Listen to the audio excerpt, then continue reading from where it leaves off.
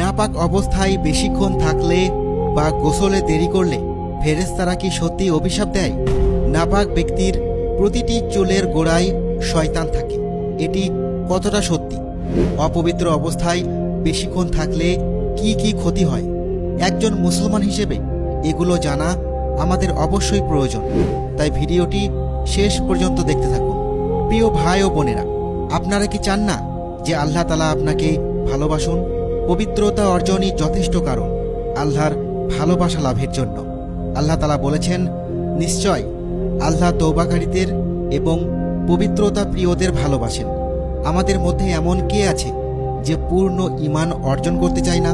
আপনি কি প্রিয় নবী সাল্লাল্লাহু আলাইহি ওয়াসাল্লামের এই কথা বিবেচনা করেছেন? পবিত্রতা ঈমানের অর্ধেক। পবিত্রতা কিছু ইবাদতের শর্ত, যেমন সালাত ও তাওয়াফ।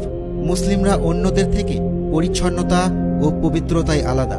ইসলাম আমাদের পবিত্রতার নির্দেশ দিয়েছে এবং এটি বাধ্যতামূলক করেছে যেন আমরা আল্লাহ তাআলার ফরজকৃত ইবাদতগুলো যথাযথভাবে পালন করতে পারি।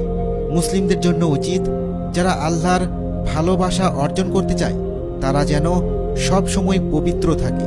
এখন প্রশ্ন হলো, নাপাক অবস্থায় ঘর থেকে বের হওয়ার বিধান কি? এটি কি বৈধ, নাকি বের হওয়ার আগে অবশ্যই গোসল করতে হবে? এবং ফেরেশতারা কি গোসল দেরি করায় অভিশাপ দেয়? উলামারা বলেছেন, পুরুষ বা নারী যে কেউ নাপাক অবস্থায় গোসল না করেই ঘর থেকে বের হতে পারে, এতে কোনো সমস্যা নেই। এ বিষয়ে হাদিসে বর্ণিত হয়েছে।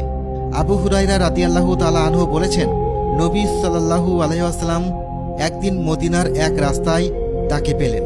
তখন তিনি নাপাক ছিলেন। তিনি লুকিয়ে গিয়ে গোসল করলেন। পরে নবী সাল্লাল্লাহু আলাইহি ওয়াসাল্লাম তাকে খুঁজে পেয়ে বললেন, তুমি কোথায় ছিলে হে আবু হুরায়রা? তিনি বললেন, ইয়া রাসূলুল্লাহ, আমি নাপাক অবস্থায় ছিলাম, তাই আপনার সঙ্গে বসতে সংকোচ বোধ করেছি।